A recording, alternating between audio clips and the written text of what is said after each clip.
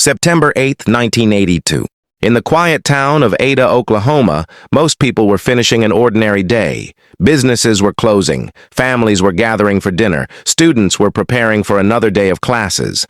Nothing about that evening suggested that one of the most controversial murder cases in American history was about to begin. 21-year-old Debra Sue Carter was working at the Coachlight Club, a popular local bar where she was employed as a cocktail waitress. Friends described her as energetic, kind, and independent. She had a bright personality and a smile people remembered.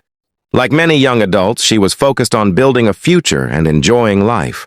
That night seemed completely normal. Customers came and went. Music played in the background.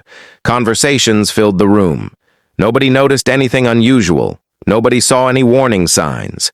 And nobody imagined that within hours, Debra Sue Carter would become the victim of a brutal crime that would leave an entire community searching for answers for decades. After finishing her shift, Debra left work and eventually returned to her apartment. Several people later reported seeing her during the evening and early morning hours. Nothing appeared out of place. She was simply living another day of her life. Then everything changed. The following day, concern began spreading among people who knew her. Debra wasn't answering calls. She wasn't showing up where she was expected to be. At first, friends assumed something minor had happened. Maybe she had changed plans. Maybe she was busy. But as more time passed, worry began replacing those explanations. Eventually, someone entered her apartment. What they found shocked everyone. Debra Sue Carter had been murdered. The scene was horrifying. Investigators immediately understood that this was not a simple burglary or random disturbance. The attack had been violent, personal. Whoever committed the crime had left behind a scene that deeply disturbed even experienced law enforcement officers. News spread quickly throughout Ada. Residents locked their doors. Parents warned their children to be careful. Rumors began moving through town faster than facts. People wanted answers. Who had killed Debra Sue Carter? And why? Police launched a major investigation. Detectives processed the apartment carefully. Evidence was collected. Witnesses were identified and interviewed. Friends, co-workers, former acquaintances, and potential suspects were questioned. At first, investigators believed the case would be solved quickly. Murders often leave clues. Someone usually knows something. Someone usually sees something. But days turned into weeks. Weeks turned into months. And despite countless interviews and leads, the case remained unsolved. Pressure on investigators increased. The public wanted answers. Debra's family wanted justice. The longer the case remained open, the greater the frustration Eventually, detectives began focusing on a group of local men. One name increasingly attracted attention. Ron Williamson. Years earlier, Williamson had been considered one of Oklahoma's most promising baseball prospects. Many believed he had a chance to reach the major leagues. But injuries ended those dreams, and his life took a different path. He struggled with personal problems and often behaved in ways that caused people to view him as unusual. Another man, Fritz, also appeared on investigators' radar. At first, neither man seemed strongly connected to the murder. There was no direct eyewitness placing them inside Debra's apartment. There was no confession. There was no clear forensic evidence proving either man committed the crime. Yet investigators continued moving in their direction. As the months passed, witness statements became increasingly important. Some witnesses claimed they remembered suspicious behavior.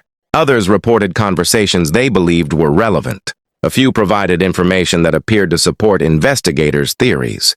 But there was a problem.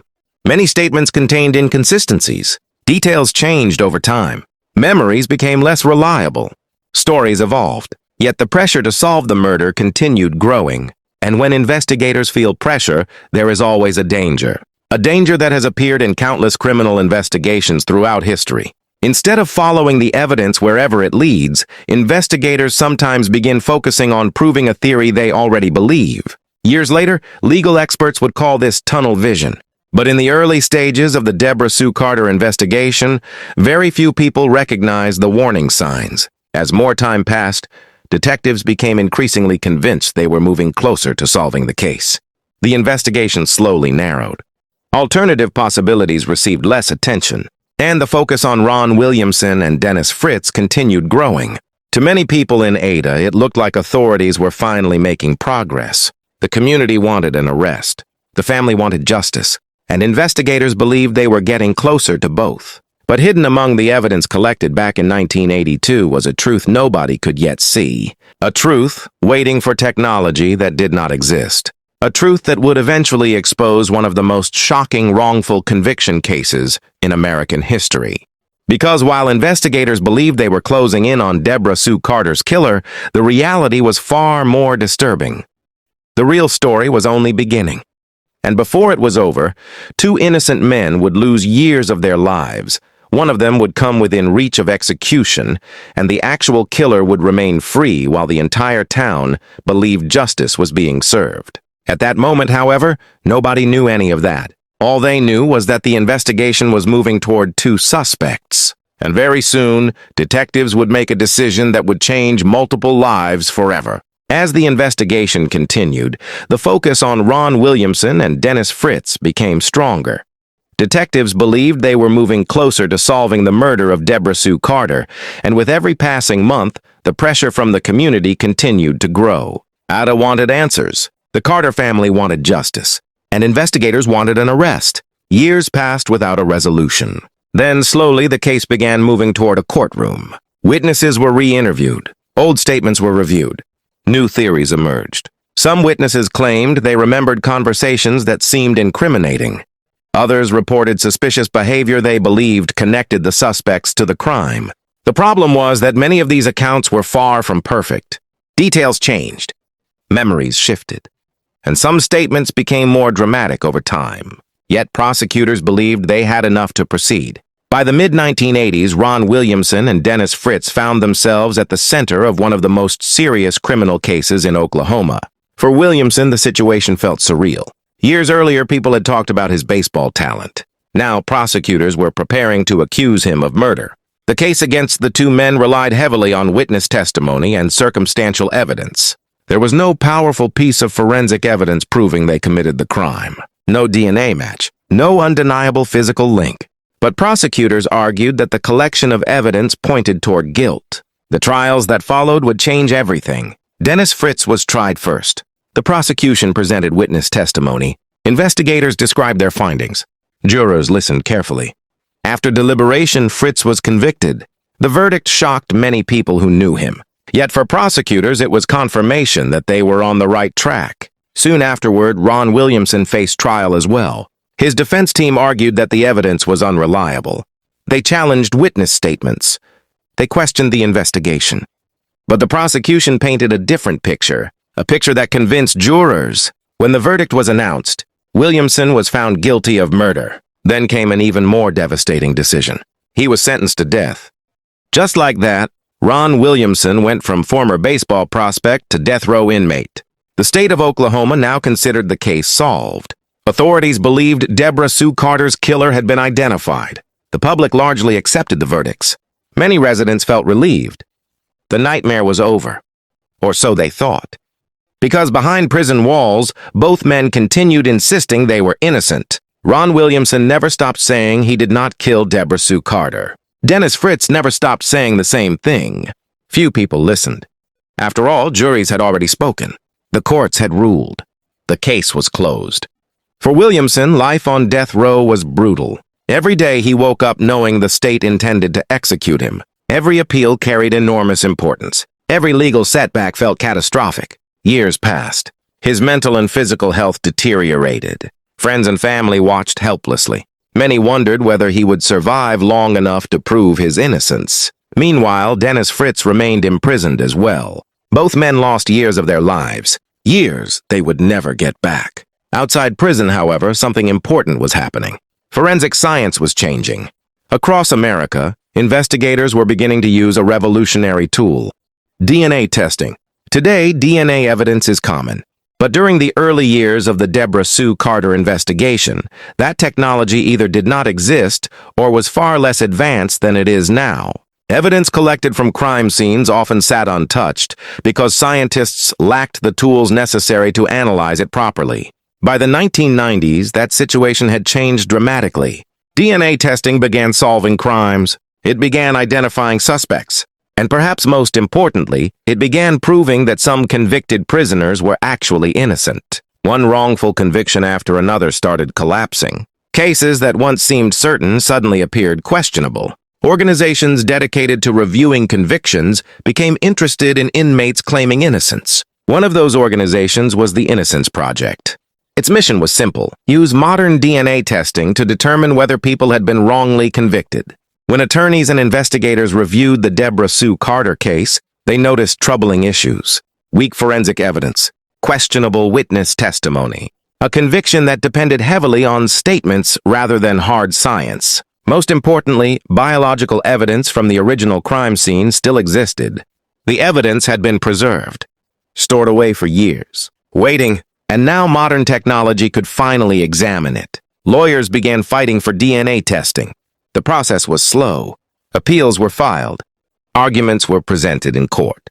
Prosecutors resisted. Years passed. For Ron Williamson, every delay mattered. He remained on death row. The possibility of execution remained real. But eventually, after lengthy legal battles, the request was granted. The evidence would finally be tested. For the first time, science would have an opportunity to answer the question everyone had been debating for years. Did Ron Williamson and Dennis Fritz actually kill Debra Sue Carter? The samples were sent for analysis. Experts began their work. Families waited. Lawyers waited. The prisoners waited. And somewhere beyond public attention, a truth that had remained hidden since 1982 was about to emerge. A truth powerful enough to destroy the state's entire case. A truth that would expose one of the most devastating investigative failures in modern American history. Because when the DNA results finally arrived, they would reveal something nobody involved in the original prosecution wanted to hear. The biological evidence recovered from Debra Sue Carter's apartment did not belong to Ron Williamson, and it did not belong to Dennis Fritz either. For years, prosecutors had argued that the two men were responsible for the murder. Jurors had believed it. Judges had accepted it. The public had trusted it. One man had been sentenced to death. Another had spent years behind bars. Yet the DNA was telling an entirely different story. Science does not care about assumptions. It does not care about rumors. It does not care how many people believe something to be true. The evidence either matches or it does not. And in this case, it did not. When the test results were reviewed, the implications were enormous. The state's theory of the crime immediately began falling apart. The physical evidence that should have connected Williamson and Fritz to the murder instead excluded them. The men who had spent years insisting they were innocent suddenly had proof. Real proof. The kind of proof that could not be ignored. Legal proceedings moved quickly. The courts reviewed the new findings. Attorneys argued that the convictions could no longer stand. And eventually, the justice system was forced to acknowledge what should have been obvious years earlier. Ron Williamson and Dennis Fritz had been wrongly convicted. After spending more than a decade in prison, Dennis Fritz was released. Not long afterward, Ron Williamson walked free as well. For many people, it was an emotional moment. Two men who had lost years of their lives were finally leaving prison. But freedom could not erase what had happened. Williamson had spent years on death row. Years wondering whether the state would execute him. Years living under unimaginable pressure. The psychological damage was severe. No amount of compensation could return the time he had lost. No apology could fully repair the damage. The same was true for Dennis Fritz. He had missed years with family. Years of normal life. Years that could never be recovered. As news of the exoneration spread across the country, the case attracted national attention. People wanted to know how such a mistake could happen. How could investigators get it so wrong? How could innocent men be convicted of such a serious crime? And perhaps most importantly, if Williamson and Fritz were innocent, then who had actually killed Debra Sue Carter? That question suddenly became the center of the investigation once again. The murder was now officially unsolved. Authorities returned to the evidence. This time, however, they had a powerful advantage: the DNA profile left by the killer. The same DNA that had freed two innocent men could now help identify the real murderer. Investigators entered the profile into law enforcement databases. They searched for matches. Months passed. Then years. Still no answer. The killer remained unidentified. But detectives refused to give up. Unlike earlier investigators, they now possessed something objective: a biological fingerprint left behind at the crime scene. Eventually, that fingerprint produced a name, Glen Gore. For some investigators, the name was surprising. For others, it was frustrating. Because Gore was not a complete stranger to the original investigation. His name had surfaced years earlier, but attention had focused elsewhere. While authorities concentrated on Williamson and Fritz, Gore had remained free. Now the DNA evidence was pointing directly at him. Detectives immediately began reviewing his background. Old reports were re-examined. Witness statements were revisited. Investigators looked at everything through a new lens. And the more they examined the evidence, the stronger the case became. The DNA connection was powerful. But it wasn't the only thing drawing attention toward Gore. Additional information began supporting the theory that investigators had finally found the right man. For Debra Sue Carter's family, the development was overwhelming. More than 20 years had passed since her murder. More than 20 years of uncertainty. More than 20 years of waiting. And now, for the first time, there appeared to be a genuine path toward the truth. Authorities arrested Glen Gore. The announcement immediately generated headlines. Many people who had followed the case for years were stunned. The investigation that once seemed finished had been completely transformed. The man prosecutors once called a murderer had been proven innocent, and the individual now facing charges was someone who had remained free while others paid the price. The upcoming trial would be unlike the earlier proceedings. This time, prosecutors had something they lacked before: reliable forensic evidence, evidence based on science rather than assumptions, evidence that directly connected a suspect to the crime scene. Yet even with that evidence, the trial would not be simple. The murder had occurred decades earlier. Witness memories had faded. Some evidence had aged. Building a case after so many years would present enormous challenges. Still, prosecutors believed the facts were on their side. For the Carter family, another courtroom battle meant reliving painful memories. The wounds from 1982 had never fully healed.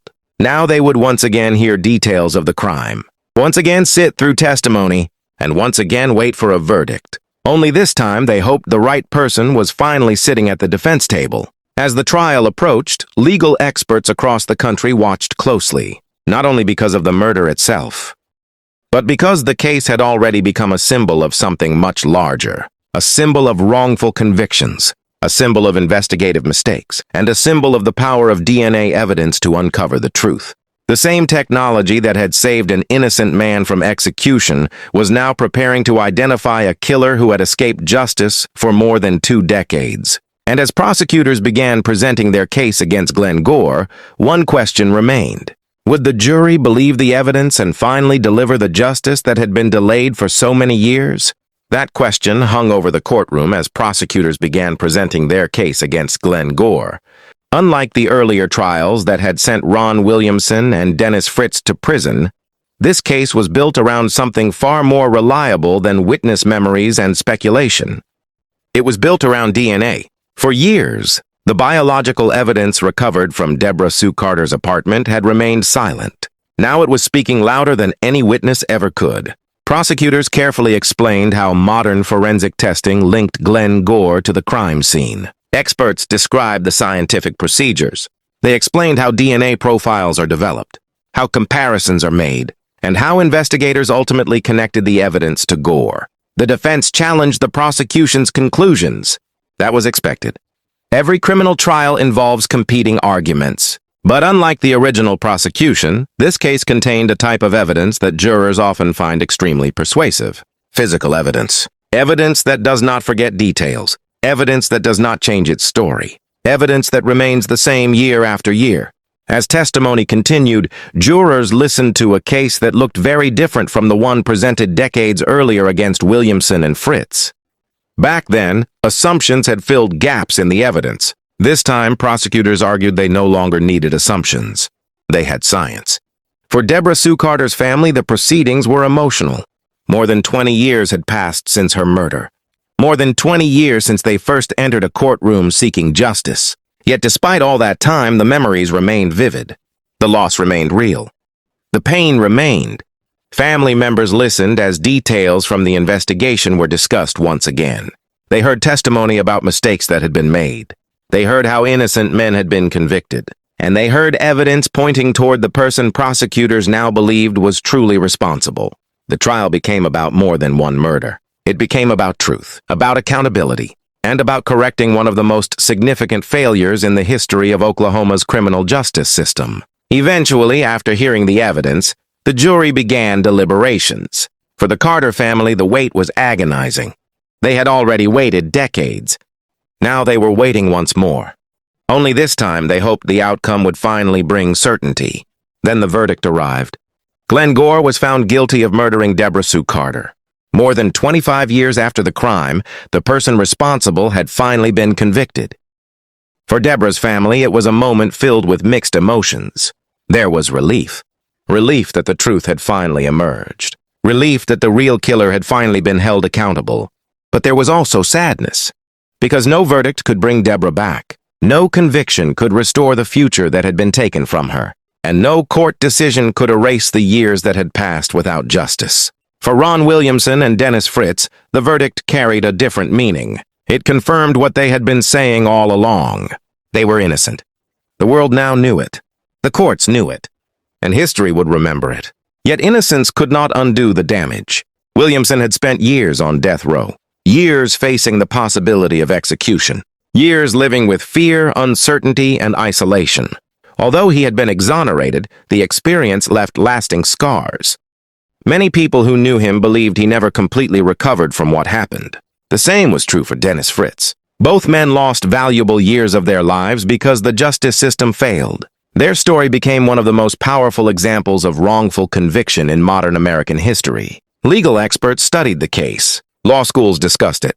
Criminal justice reform advocates pointed to it as evidence of the dangers of tunnel vision and unreliable witness testimony. The case also reached a national audience through author John Grisham. Known primarily for writing legal thrillers, Grisham became fascinated by the story. Unlike his fictional novels, he decided to tell this story as nonfiction. The result was The Innocent Man. The book introduced millions of readers to the Debra Sue Carter case. It detailed the murder, the investigation, the wrongful convictions, and the eventual discovery of the truth. For many readers, the story was shocking. They expected wrongful convictions to be rare. Instead, they discovered how easily mistakes can happen when investigators become convinced they already know the answer. The case later inspired documentaries and television programs. Each new retelling exposed more people to the lessons hidden within the tragedy. Today, the murder of Debra Sue Carter is remembered not only because of the crime itself, but because of everything that followed. It is remembered as a case that exposed weaknesses in the criminal justice system. A case that demonstrated the dangers of relying too heavily on questionable testimony, and a case that showed how powerful DNA evidence can be. In the end, science accomplished what years of investigation could not. It freed innocent men, it identified the real killer, and it corrected a mistake that once appeared impossible to fix. Debra Sue Carter never received the future she deserved. Ron Williamson and Dennis Fritz never recovered the years stolen from them. But eventually, the truth emerged. And sometimes, in cases like this, the truth is the most important form of justice that remains. More than 4 decades after Debra Sue Carter walked home for the final time, her story continues to serve as a warning. A warning that solving a crime is not enough. Authorities must solve it correctly. Because when the wrong person is convicted, there are always multiple victims. The victim whose life was taken. The innocent person who loses years behind bars. And the family forced to wait while the real killer remains free. The murder of Debra Sue Carter became one of America's most famous wrongful conviction cases. A case that nearly led to the execution of an innocent man. A case that changed how many people view the criminal justice system.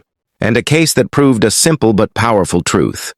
The truth can be delayed for years, sometimes even decades. But when the evidence finally speaks, it can change everything.